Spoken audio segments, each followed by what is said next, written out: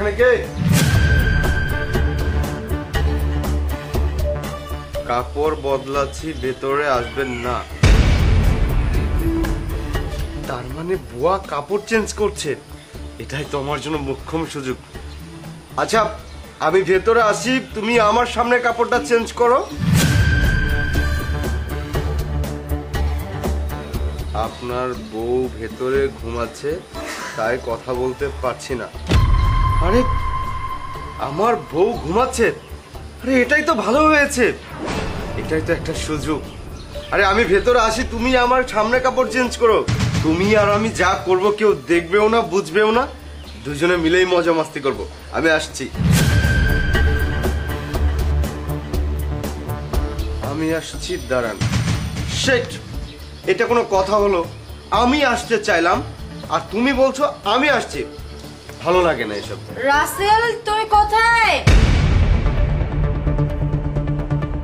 এই চুপ চুপ, আস্তে কথা বলো। কবিতার ঘুম মনে হয় পাতলা হয়ে গেছে। আচ্ছা তুমি একটা কাজ করো, বিছানার উপরে আমার ফোন, মানিব্যাগ আছে, ওগুলো নিয়ে আসো, যাও।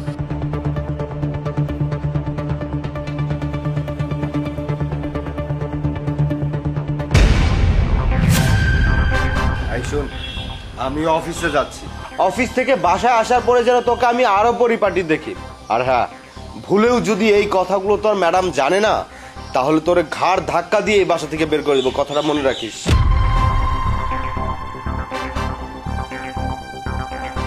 দেখছেন ম্যাডাম, স্যার আমার লগে কেমন ব্যবহার করে। আপনি যখন বাড়িতে না থাকেন তখন আরো জোর জবরদস্তি করে। ম্যাডাম আমি একজন বিবাহিত মহিলা, আমার একজন বাচ্চাও আছে। ম্যাডাম এরকম যদি স্যার প্রত্যেকদিন করে তাহলে কেমন চাই আপনি কোন? বুঝতে পেরেছি, সবকিছুই আমার কাছে পরিষ্কার। ও যে এরকম একটা জঘন্য মানুষ সেইটা আমি কখনোই ভাবতে পারিনি। ওকে আমি ভালোবেসে বিয়ে করেছিলাম, ওকে আমি কতটা বিশ্বাস করেছিলাম, আর ও কিনা আমার বিশ্বাস নিয়ে এভাবে খেলা করলো। আমি এটা ওর থেকে কোনো দিনও আশা করিনি। ঠিক আছে, তুমি কোনো চিন্তা করো না, এই বিষয়টা আমি দেখব। আর হ্যাঁ, আরেকটা কথা, এইসব যে তোমার আর আমার প্ল্যান ছিল সেটা যেন ও কিছুতেই না জানতে পারে। আচ্ছা ঠিক আছে ম্যাডাম। তো একটা কথা কি ম্যাডাম, আমনে ভালো মানুষ দেখে আমনে বাড়িতে কাম করি, আর নাইলে কাম করতাম না। ঠিক আছে, ওকে তো আমি হাতে নাতে ধরবো। স্যার ম্যাডাম, এই যে আপনাকে খাবারটা।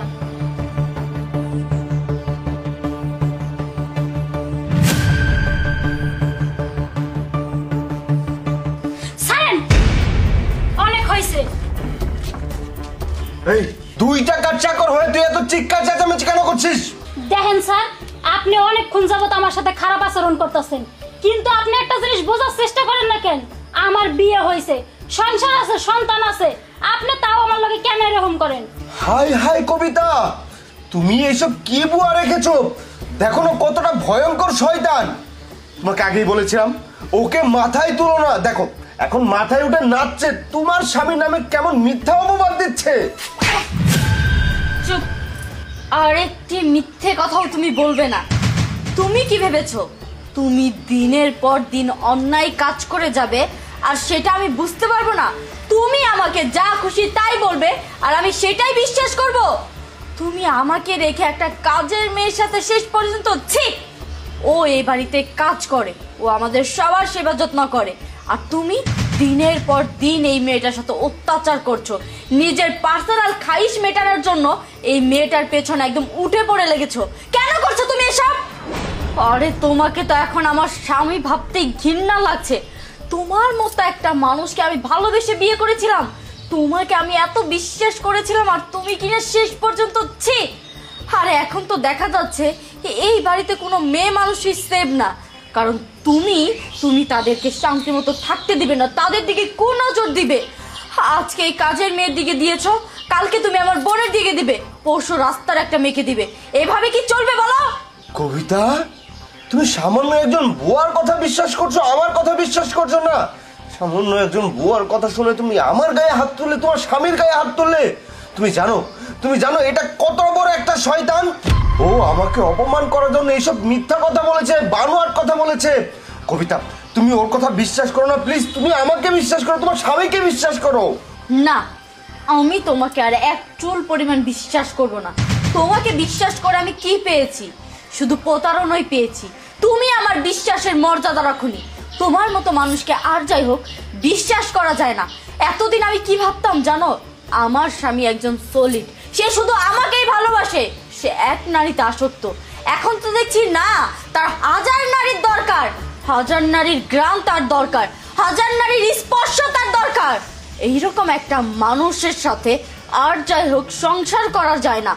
এতদিন আখি আমাকে বলেছিল, আমি আখির কথা বিশ্বাস করিনি, কারণ আমি তোমাকে বিশ্বাস করতাম, তোমাকে ভালোবাসতাম। আজ যখন নিজের চোখেই সবকিছু দেখলাম, তখন আর নিজেকে অবিশ্বাস কিভাবে করবো বলো? আর এই যে আজকে সকালবেলা যে চিরকুটগুলো তোমার কাছে গিয়েছিল, সেইগুলো আখি না, আমি তোমাকে দিয়েছিলাম। ওই সমস্ত কিছু আমার প্ল্যান ছিল। কবিতা, কবিতা প্লিজ তুমি আমাকে মাফ করে দাও। দেখো আমি যেটা করেছি ভুল করেছি, আমি বুঝতে পেরেছি আমার ভুল ভেঙে গেছে। প্লিজ তুমি আমাকে মাফ করে দাও।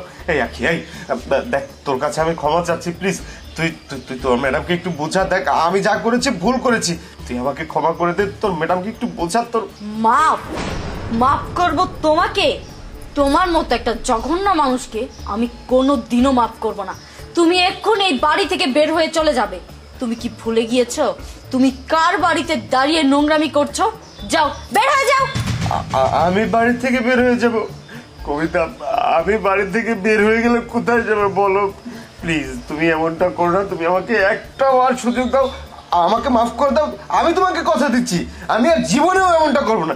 প্লিজ তুমি আমাকে মাফ করে দাও। এত কিছু শোনার সময় আমার কাছে নেই। তোমাকে বের হয়ে চলে যেতে বলেছি, যাও।